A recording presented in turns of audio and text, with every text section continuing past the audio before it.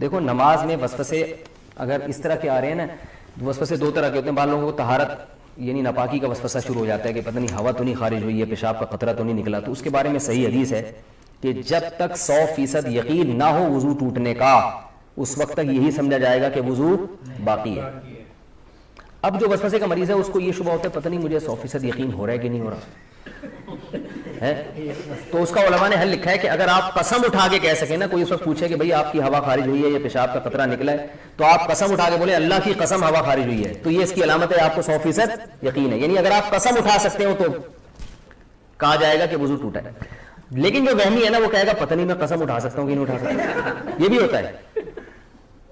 اگر کوئی اس وقت مجھ سے پوچھے تو میں کیا قسم اٹھا سکتا ہوں، تو یاد رکھو اگر آپ کو اس میں ڈاؤٹ ہو رہا ہے اس کا مطلب آپ قسم نہیں اٹھا سکتے. کیونکہ جب آپ کو یقین ہوتا ہے تو کہتے ہیں ابھی رات کا وقت ہے نا، میں آپ سے پوچھوں بھائی ظہر ہے یا رات ہے، تو آپ قسم اٹھا کے فوراً کوئی کتنا ہی وہم کا مرض ہو آپ قسم اٹھانے میں ہچکچاؤ گے نہیں. تو اگر یہ ہو رہا ہے نا پتہ نہیں قسم اٹھا سکتا ہوں، تو یہ اس کی علامت ہے کہ آپ قسم نہیں اٹھا سکتے اور آپ کا وضو نہیں ٹوٹا. پھر یہ فکر نہ کرے کہ حقیقت میں ہوا خارج ہوئی ہے نہیں ہوئی ہے، بس اللہ اس کے رسول نے جب کہہ دیا کہ آپ کا وضو باقی ہے تو وضو باقی ہے. دوسرا وسوسہ تجوید کا ہوتا ہے.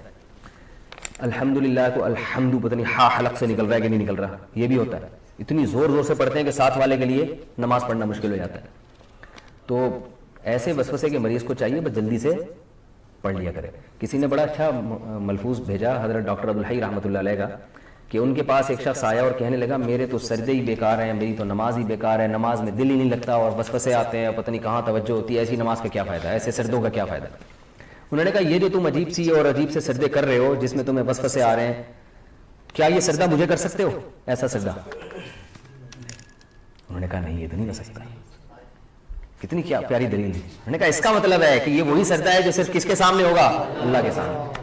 اس کا مطلب یہ قبول ہو رہا ہے، تبھی یہ کسی اور کے سامنے نہیں ہو سکتا. تو وہم کے مریض کو چاہیے بھائی، اسی طرح جن لوگوں کا نماز میں دل نہیں لگتا، خیالات آ رہے ہیں، بھائی ہے تو نماز نا، یہی خیالات والی نماز آپ کسی اور کے سامنے کھڑے ہو کر کبھی نہیں پڑھو گے، یہ اللہ ہی کے لیے.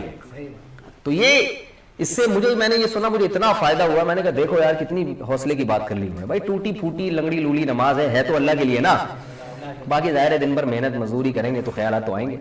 خیال تو ایسی چیز ہے جتنا بھگاؤ اور آئے گا. وہ لطیفہ سنا ہے کتے والا؟ وہ ایک پیر صاحب نے کسی کو، جعلی پیر تھے نا تو یہ تعویذ گھنڈوں کا کام بہت کرتے ہیں، تو انہوں نے کسی کو تعویذ دیا اور 50-60 ہزار روپے اس تعویذ کی قیمت لی.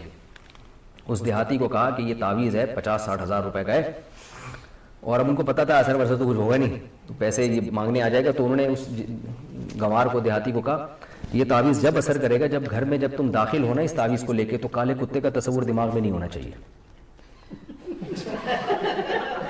اب آپ بتاؤ کون گھر میں داخل ہوتا ہے تو کالے کتے کا تصور ہوتا ہے؟ کسی کو بھی نہیں ہوتا. انہوں نے بولا جب گھر میں جاؤ گے تو کالا کتا نہیں ہونا چاہیے. اب وہ کہہ رہے یار 50 ہزار روپے خرچ ہو گئے اور اگر کالا کتا دماغ میں آ گیا تو سارا تعویذ ضائع. اب وہ بار بار کہہ رہے یار یہ کالا کتا نکلے کسی طریقے سے، چھٹک رہا ہے یوں کر کے کالا کتا. وہ جتنا نکالو گے اتنا ہی دماغ میں آ رہا ہے. اب گھر کی دہلیز پہ پہنچ گیا تو یوں کر کے کتا نکال رہا ہے، کتا نکال رہا ہے، اور آ بھی کالا ہی رہا ہے. پہلے کمبخت ایک تو آ بھی کتا رہا ہے اور اوپر سے کالا ہی آ رہا ہے. بھائی 3 دن تک یہ کرتا رہا ہے، گھر میں داخل نہیں ہو رہا، بچوں کو باہر نکال دیا، کھانا ادھر ہی دو مجھے، جب کتا نکلے گا تو گھر میں داخل ہو رہا ہے. لیکن کتے نے تو اور گھسنا تھا. بالآخر یہی ہوا کہ گھر میں گیا تو ذہن میں کتا تھا. بعد میں آیا وہ اپنے جعلی پیر سے کہنے لگا یہ اثر ہی نہیں. انہوں نے کہا دیکھا مجھے تو پتہ چل جاتا ہے تمہارے ذہن میں کتا تھا، اور عقیدت ہوگی کہ ایک تو ان کو پتہ بھی چل گیا. تو وسوسہ ایسی چیز ہے جتنا نکالو گے اتنا ہی آئے گا. اس لیے حکیم الامہ حضرت مولانا اشرف علی تھانوی رحمہ اللہ نے لکھا ہے کہ وسوسے کا حل یہ ہے کہ نہ نکالو نہ خود سے سوچو. جو خود سے آ رہا ہے آنے دو. اللہ جب اسی وسوسے کے ساتھ نماز قبول کر رہا ہے تو ٹھیک ہے. اور وضو کے بارے میں سوچو ہی نہیں. 3 دفعہ منہ دھو اس کے بعد سوچو ہی نہیں یہاں سے کچھ یہاں سے کچھ. وہمی کے مریض ہیں ان کا کبھی بھی وضو نہیں ہو سکتا. ان کو آپ تالاب میں ڈبو کے نکالیں گے نا 6 دفعہ پھر بھی نہیں ہوگا ان کا وضو. تو یہ بہت بڑی بیماری ہے.